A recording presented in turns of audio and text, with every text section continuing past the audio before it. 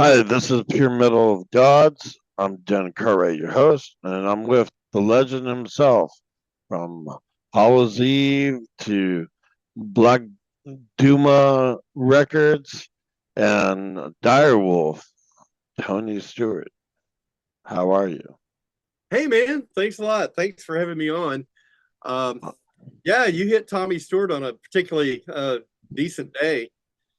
Today, 39 years ago, was the release of Hallows Eve's debut album, Tales of Terror. It happened on July the 12th, 1985. Well, congratulations. Hold on. I talked to a few people throughout the month, and we had to recancel. The first album, they all mentioned. It's like even when I listen to it, it's like even the vocals were kind of tripped out and chaotic on that album. It's pretty much live. We didn't have any kind of a budget really or anything. So we recorded basically live. I mean, it's almost a live performance. All the rhythm tracks were us in the same room. The mix was there is no remixing it really. The mix was all tons of bleed over because the bass, guitar, and the drums when we recorded the songs they all happened at the same time. If it didn't happen by the second time, then it was a take anyway.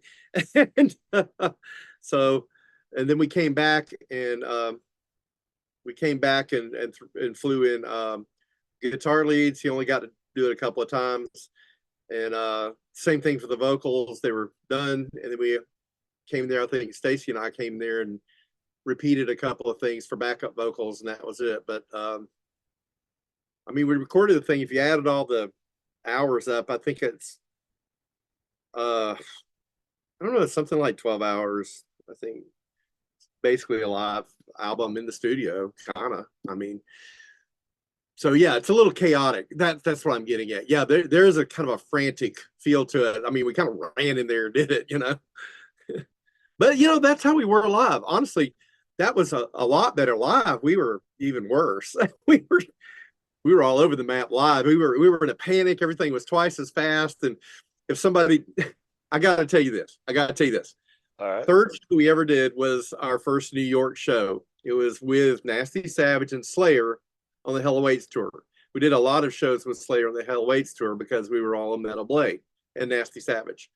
Okay, so the first time we were in New York, we came on stage and there was something wrong with David's guitar, and we had a little intro. They had a curtain. They closed the curtain and ran the intro again. They came on and we're all choking each other and fighting, and David's doing his thing, and the curtain went back and they did the intro again. Anyway, this went on for 15 minutes. We had 30 minutes, and they're not kidding. 30 minutes. So they came over there and said, "Look, sorry guys, you've lost half your time. We have 15 minutes." Well, see, in practice, just for fun, we would sometimes just fall over ourselves giggling. We would just see how fast we could play everything, just see if we could do it. And we challenged ourselves all the time. So we turned around. Stacey turned around and he said, "We're going to play these 5 songs. We're going to play them whether they like it or not. We're going to play. So you play these goddamn songs as fast as you can." And we did. We still played our 30 minutes of songs in 15 minutes. If you ever hear that show, and we even did one song that never even made it on an album. But I remember hearing it now, and I'm just like, "Holy crap! That is fast." Of course, it sounds a little off, Of course it does. But that was just you're talking about some guys in their young 20s, and they're just they mean it, Conquering the world. just That's what out it there was. doing their thing. And you could see us 2 hours later with a parking meter with a bunch of quarters in it, sleeping in the van in the side of the road in Brooklyn somewhere, and we don't think nothing of it either. We're like, yeah, yeah, yeah, yeah, let's get some sleep. Everybody shut up. So it was But an awesome time, and I loved it. And yeah, Tales of Terror was. I think we did really good on that. We hit the nail on the head with that one. If I never did anything else the rest of my life, I could always look back on that and say we did that right. okay, I'm gonna ask you this. Okay, from the time that you did Tales of Terror, and we're gonna bring up the movie now. You know, it seemed like that movie what it was about, the statement, the songs that they chose, especially with and that one little scene where the kid brings them the beers and they go take off to go get the joint and they start playing Lethal Tendencies. I mean, you only had one little piece, and it seemed like Slayer in that entire movie had a track everywhere on Metal Blade, on the Yeah, River's Edge. it suited me. When I went to see the movie, I think the second or third day it was out, I managed to go see it. And I remember you didn't see a lot of metal in movies then. In fact, they just started using popular music in movies instead of doing soundtracks specifically for movies. That was something that began in the early 80s. And so all of a sudden, so I go to this movie, and all of a sudden in the movie theater, I'm listening to Slayer, and I could have been more thrilled. And we had our one little piece in there, and it was cool. I think we're actually the first song on the soundtrack, aren't we? Uh, I don't You know. are, you are. That's see. Yesterday, Yeah, that oh yeah, that's right. We were, and I was bowled over. I remember sitting there going, I remember looking at that and going, damn man. And we have these great other bands on there. Slayer's on there like three times, and then there's our friends in Fate's Warning that we ended up touring with later, and it was so awesome. And I was like, geez, man, I was honored to be the first song on there. Like we were mattering, you know. And I was like, so cool. So, and I talked, by the way, I still had the movie poster because I went in the lobby. I found the manager and actually talked him out. This is where I always talked for the band. I talked him out of the movie poster in the lobby. So I have that. let me ask you a Like question. 30 When years you later, I managed to get it signed by everybody in the band, but it took like 30 years to get that poster in each person's face. But I have it. well, I know how that goes, trying to get a signature. I mean, oh, by Oh the no, way, I mean, I I'm want talking to about the thank guys you. in Hallows Eve, not the Slayer guys. Yeah. Uh, but I did get all the guys in Hallows Eve to sign the poster. I do have it rolled up somewhere. I don't even think I don't even have it out, but I should, I guess. Man, Let I me miss ask you it. a question. When But you went to tell the movie manager about, hey, I want that poster, and he's all, why does it mean so much to you? You must have been floored when you told him, I'm one of the musicians that was on that honestly, he movie. kind of didn't care. He just kind of shrugged it off, said, "Sure, man, here you go." I don't think he really gave. But I didn't tell. I didn't say it to anybody else in the theater. But of course, I was thrilled about it all. But when I went up and asked for it, I said, "Can I talk to the manager?" They just went and got him. And when I said, I'm in one of the bands on that poster over there. Can I just have the poster?" And he goes, "Well, I guess so. Sure, why not? I don't know. I guess they didn't think very much of the movie, so they just let me have it. Isn't that weird?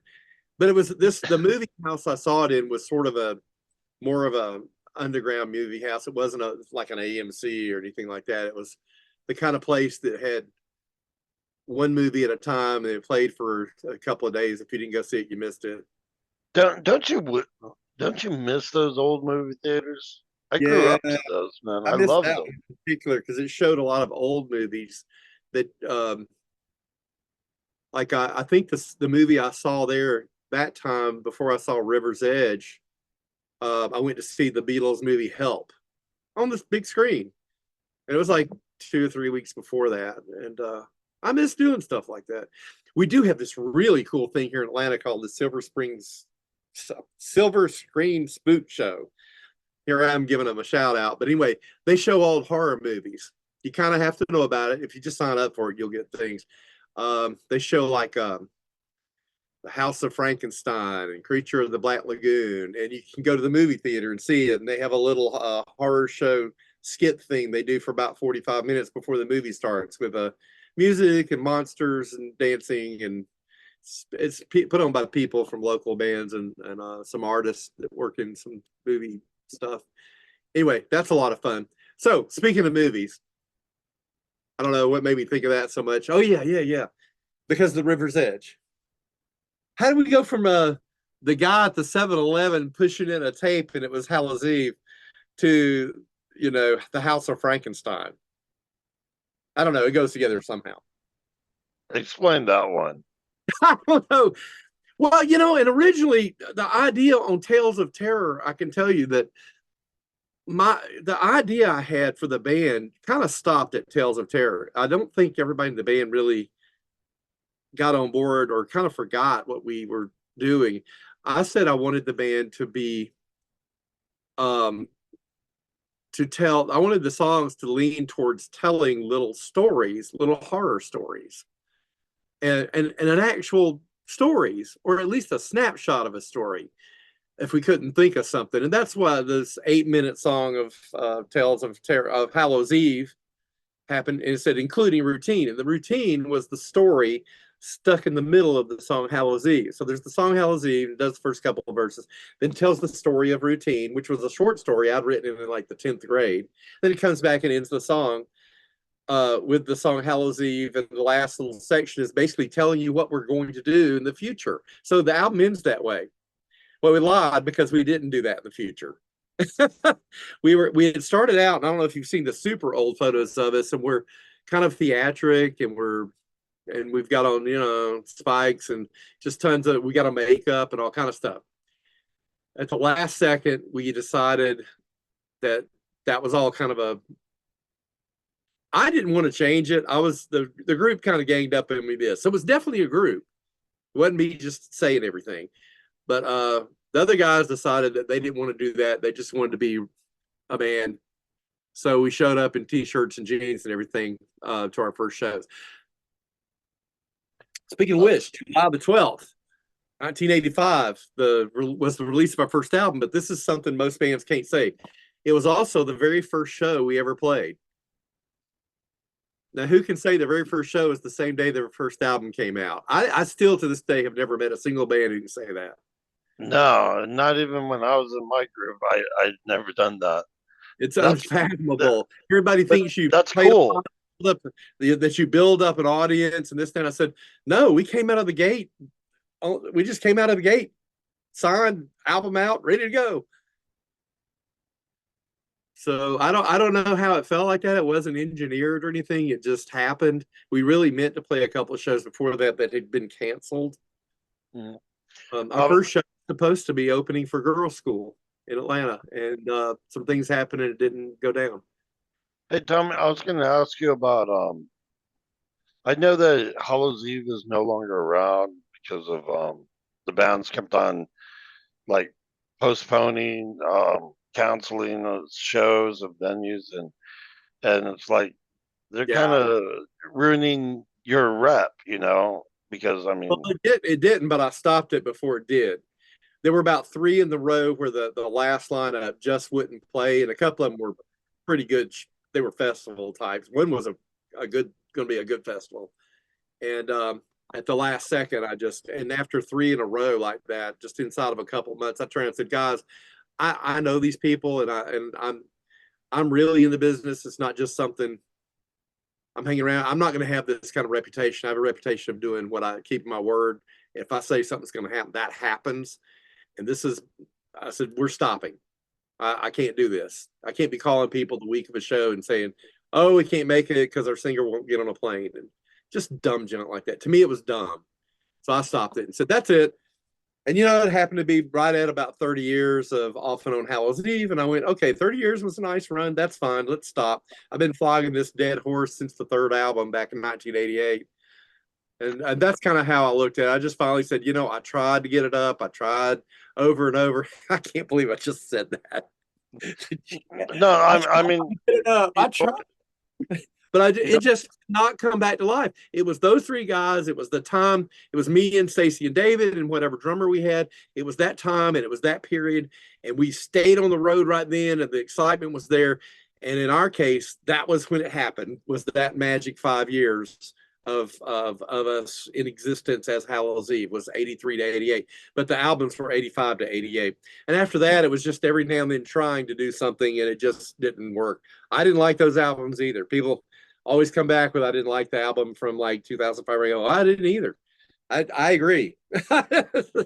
There were some good things about it. I'm about to write about it on my Facebook, but now you I've got been a new going in group. my musicians page in my Facebook. I've been going through all the albums and explaining telling stories about each song and making the albums and whatever. If anybody's on my musicians page, they'll see that I've been doing that. I just got through with Monument with No Sanctuary, and I'm about to do the fourth album, which was the crap album that nobody liked except for one person. I was gonna ask you about your new group, Dyerwulf. I mean, it when I heard it, it was like a mixture of Black Sabbath and The Doors, but doomier. It was really Yeah, cool. yeah. Talking using big band names. I guess you could apply Black Sabbath to so many people, but definitely there's a couple of songs there where you can see it's obvious there's some Black Sabbath worship going on.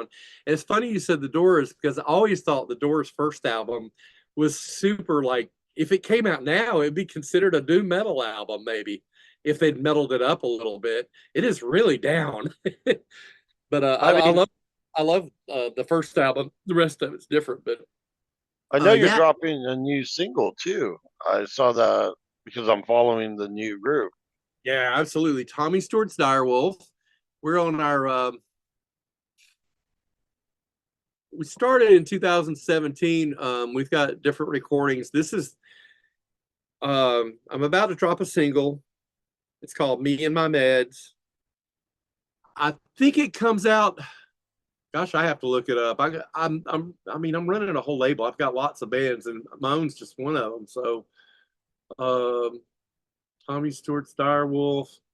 Let me get off here and what I'm looking up. See, this is I run my whole life by these schedules. Uh, Calendar, Black Doomba Records.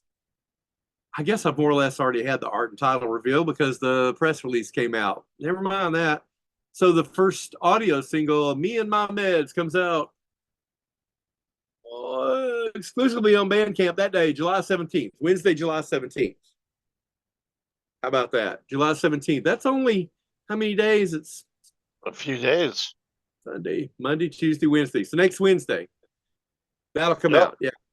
I can't wait. I can't Yeah, no, wait. I can't wait to hear it too. I'm actually you need to jump back in on camera, by the way. I don't see you on the You don't see me? no. I can see me. Is why I'm saying that. Do you see an empty room or? I just see myself now. I think when you exited out. Oh, when I leaned over? Yeah. Did you Oh, bring how back about the now? page? Is Nope. that it? Nope. Huh? Okay. Well, now we're just shoot it by if it doesn't pop back in, but Blur my background, choose virtual background, choose virtual backgrounds. you should be in the room. Is your video back on? Well, it's weird because I can see videos going. That stops video. That starts video. You didn't bring it back in. I can see me and you. Okay. Well, if worst comes to worst, I got a screenshot of you, and I'll go ahead and keep that. The world, we have so many learning curves. You would not believe how often I spend a lot of my day learning a new software or a new plugin or a new something. It's this I, barrage of well, how do I do this? Well, how do I do this? And a lot of times the bands don't know how to do stuff too. So sometimes I'll do it. So a lot okay. of times I Now end up now I doing it. got you back in. Now I got you back in. So Oh, did you? yeah. It probably took a little while to kick in. Um, let's talk about your record label, and I know you got some groups on there. God, what was Man, the name of that one I group? It starts with like an EMG or something like that. Uh, Female vocalist. oh, Ember. Yeah, E- Ember. Sorry. Their album had nice three variants on it. Came out December 7th, 2023. So that was that's the last album of 2023. It came out. And then I had a few months. I had actually kind of no releases coming out for about 3 or 4 months there because I was so embroiled in signing new bands and working up new stuff. And plus, I was recording my own thing, which takes time also because I have to record it and write it and stuff like that. So that takes time too. Um, so anyway, coming up though, and actually during that time, it would have been probably Indus Valley Kings, but Danny, their drummer, had a back problem, needed to step out for a little while, so they kind of decided to wait, and so they're still coming. What's happening now is I've got Thunderbird Divine. They just released their first single from the new album, and the single is called "Last Laugh," and it's amazing. They're ah on Friday, on not this Friday, but Friday after, so next Friday, the Thunderbird Divine video premiere of Last Laugh comes on at 7 p.m. on the Black Doomba Records YouTube channel. Man, wait till y'all see this video. This is a video. This is how they should look. These guys know how to make art. These guys know how to do it. Just wait till you see it. I'm inspired. I almost get a tear when I'm watching it at one point. They're all dressed in like choir robes and going at one point, and I'm like with this light coming up behind them, and I'm like, oh my god, that's so awesome. Wait do you see this video. I'd go on and on about it all day. So yours comes out on Wednesday, then your new band comes out on Friday after. The third divide comes on Friday after, 2 days after my audio single is released on Bandcamp. And then it'll go into a wider, there'll be more stuff after that. Thunderbird Divine's actual release global pre-sale begins August 23rd. Their global release date is August 30th. My global release date's way down in September 13th. But we also have coming up not just those guys, but also coming just after that, I've got Grave Next Door's second album that's coming out. We haven't released any information about it yet because it's going to be fall before we're really doing the singles and videos and stuff. But I'm really happy. I'm excited about that one because I know it's a lot, to me, it's a lot better than the first one.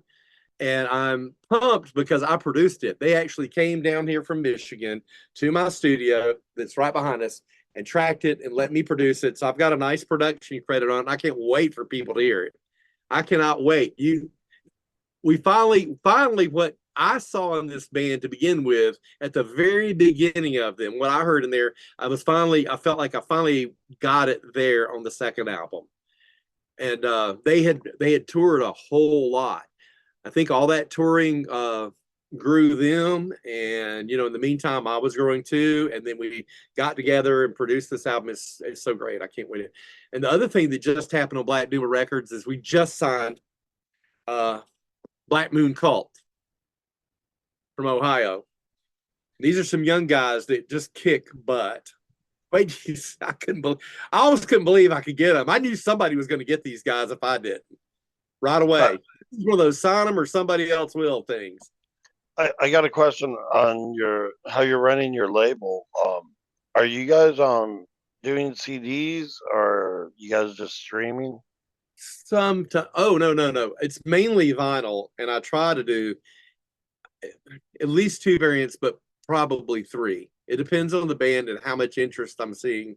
And I just kind of have to, hey, it's your label. You have to guess at stuff. And how much do you feel like risking is kind of what it boils down to.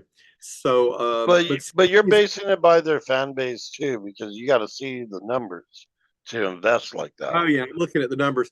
Some of the numbers don't bother me much. It depends on the genre. So you got to figure I'm doing at the label, it's a small label, and we're doing just doom metal and heavy music. If the label gets bigger and I'm doing like 12 bands at a time, let's say, rather than 4 at a time, 4 to 6 at a time in a year. If I was doing like 12, then I would expand it to. So the definition of Black Doom will say that it's doom and heavy music. I would like to bring in thrash and things like that, but when it's this big, it needs to stay doom. Like when you go to a hot dog stand, you don't go there and say, "Hey, you got a shrimp sandwich." You go there for the hot dog. So you wouldn't be interested in like a doom death style group or you know what I mean? Depends. I got to hear them and see their photos and see their artwork, see what hear the whole thing they're proposing. Okay. Yeah, I mean, I've considered some Black and Doom. I'm not against it, but it's got to be able to be fitting in with the other bands too, because I'm looking at those bands to interact with each other, play on each other's shows, share each other's posts. You want to make sure that their audience is an audience that would also like the other bands on the label. I'm trying to Yeah, focus on speaking of that, Tommy, um, me and you grew up in the 80s. We started out in the 80s and 90s, you know. It seems like in today's age, the younger generation do not do what we used to do, help out each other, promote each other. I mean, do you agree with that? I it Oh, it depends. I so it within Black Doomba Records, I make a big thing out of it, and I even pre-talk it with bands that I can't make people do stuff, do it or else. But I can't make people do stuff, but I encourage them on the label to share each other's posts for their main events. So like when Thunderbird Divine put out its single just now, the guys in Black Moon Cult and the guys in Grave Next Door and my band, Tommy Stewart's Dyer, we shared their posts, expanding the amount of people who could see them. So it's not just on their Facebook and just their Instagram and whatever. We share it too, and we also try to. So I try to encourage gig swapping, and this is also why I sign mostly bands that are on about the eastern half of the U.S. is because they can realistically, they're within a 12-hour drive of each other, and usually within 4 to 8 hour drive of each other's shows, and we can kind of coordinate it and hook each other up to shows, and therefore play more shows. It's just more realistic. And this is why I haven't signed anybody from Tasmania or Indonesia or anything like that. It's because they're not going to really be able to gig swap with Thunderbird Divine from Philadelphia. And I want these bands to all support each other and be kind of create a community that's realistic. how did you manage surviving through the pandemic, though? I mean, as a label, even my label ended up failing because of the pandemic. Just didn't. I told everybody to hang on. There was one band that insisted on putting their album out, and sure enough, it just kind of sat there. And I did it CD only for that very reason, because I just didn't believe it was going to do anything. It's not that the band wasn't great; they just needed to wait about a year. They needed to wait. But anyway, they put it out that summer, and I went and I said no.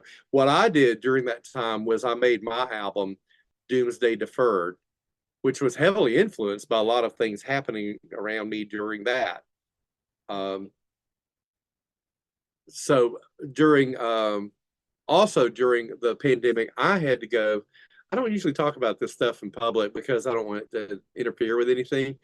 But during the making of 2021's it's basically 2020 to 2021. It came out in September 2021. Was Doomsday Deferred. I had 3 kidney surgeries during that. So I'm trying to record and write an album and promote it while I'm having to go back and do these like 9-week recoveries in terrible pain with stents. I had needed help to get up. I had 2 people over here helping me do daily functions. And I'm laying down tracks while I'm doing it with a, you just don't even want to know. No, no, while I've been there. I've been there. Trust me. while I was on a bunch of medication too. I was like, I'm gonna do this song. Also, it was very hard to get the drummers to come over. So during that album, I was only able to get my normal drummer, Dennis Reed, who's a fantastic guy. He's a fantastic drummer, and I've played with him for 10 years in different bands. And I even produced an album by him in another band that was kind of a Southern rock band. So anyway, but during the pandemic, for whatever reason, I couldn't get him to come over except for about 3 songs to lay down the tracks. So I got one of the other guests that I got was Raymond Miner from Dayglow Morning. Dayglow Morning is also on Black Doomba Records. Great album, Dead Star. I got him to come over and do one. But at any rate, 2 of them were done by my former drummer. They were tracks that were just unfinished. So I had to go back and remember, I'm not really a drummer. So I had to go back and finish his drum tracks by filling in what simply wasn't right. So I like remove a snare track and then just sit down with a snare And I just sat down and did the snare to that song. But there's another song where I couldn't get anybody over. It's called Indiscriminate Trepidation. It was about the night that here in Atlanta that they had tanks on the streets, and right in front of the Georgia State Capitol there were cars on fire and riots and everything. It's exactly what I wrote the song about, and I wrote it right then and there that very night. So it's very, in fact, yeah. Anyway, without going any further with that, yeah. So anyway, I did not know how to. I said I've never played a whole drum set before, for a track. I've done little parts. So I sat down and I said, what can I do? Have got an idea for a song, but I haven't written it yet exactly. Why don't I just make the drum track kind of based on, let me just kind of make a pat. Let me see, just do what I can do. And I tried a couple things. I said, well, if I did this here and I did this here, and then I could hit this cymbal. And I just sat there and kind of made it. And just next thing you know, I played like about 4.5, 5 minutes of drum track, and it made sense to me. And I had it there and it sounded good. And I kind of mixed it a little bit and panned it out. And I sat down on my bass and said, okay, just play along with it. And I did. And it was the first take. And except I did fly in one little lead part in the dead middle of it, using a different effect. And then I sat down with a piece of paper and said, what am I trying to say here? Because I knew what I was going to talk about, but I really didn't have it. I said, so and so, so and so. And then I said a saying that my dad used to say to me back when I was like 12 years old. And then I said, and it just kind of all fell out of me. And I went, this is the only song I've ever done where I actually played all the instruments, including a drum set and whatever. It's right there on Doomsday Deferred. And I did the whole thing while I'm on morphine or whatever. But that's cool that you added your dad's little saying in there. I mean, Yeah, that's cool. I quote my dad a lot. He said a lot of stuff that my dad and I fought like cats and dogs, and it was a bittersweet relationship. And but I often quote him, and he often said some stuff in a very homey Southern Georgian-y way that we used to kind of laugh at it because he was. But he used to. I remember one of my favorite sayings that me and my sister talk about all the time. He constantly said, "Think with your brains, not theirs." And who's theirs? And he'd say, "Everybody." Think I with like your that one. I like that there. one. I'm gonna have to use that one. That one's a good Yeah, saying. I believe Um, I've got it in a song or two, but yeah, I've got it. I have these little cards with some of his sayings on them, little blank cards that I wrote his sayings on. I've got them in my bathroom in a little pocket, and I change them out every morning to remember what Dad told me. There's about, I think, like a dozen of them, and that's one of them. oh, that's cool. Tommy, I mean, we already got your album in there. I know we kind of crammed everything in the session. It's kind of cool. I want to bring you back. I'm doing a lot. I'm busy as crap. I'm I making know. editing videos, editing photos. I'm putting out albums. I'm producing stuff. I'm already in the middle of making my next album after the one that's coming out because it's a different style of what I'm doing. It's longer. So the album I'm putting out right now is Tommy Stewart's Dyerwulf. It's called Firewolf 1. Hold on. I have a show and tell. It looks like this. Firewolf 1. The reason it's called that is because there's going to be a Firewolf 2 next year. The style will be similar. It's all going to be sort of a fire-based colors. The songs are going to be more short and energetic than the past times. Doomsday Deferred was a depressing, like you can put it on. It's kind of an angry, depressing album. It was the COVID business. Before that, our first album, that was practically a funeral doom album. This is much more energetic and more like our live shows, actually. There's a nice picture of my drummer Dennis on there. I'm back there, and our little tiki torch. Now, what you can see here is there's only 4 songs. By the way, the last one has a guest drummer, Patrick Salerno from Grave Next Door. So he's on there. Here, let me show you the album. I've got a sample in. It's a UV, it's picture disc. On one side, it's a UV print of the artwork from the first single from it, Melvin Laid an Egg, which is a Blood Rock cover, by the way. And if you turn it over, you can see that there's 4 songs on that side.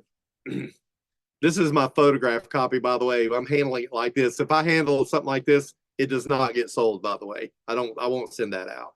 This is just something to use in props and stuff. But anyway, so it's a 3-color, nice looking thing. There's another variant that's the same colors, but it's yellow with red and black. And this is red with yellow and black splatter. It matches the cover real well. I particularly love the art. The art is done by Droned Artworks. Vaclav and I don't know how to pronounce the guy's name, and shame on me, but I've known him for years, and he does a lot of art with me because he's so unusual. He's so different than what you usually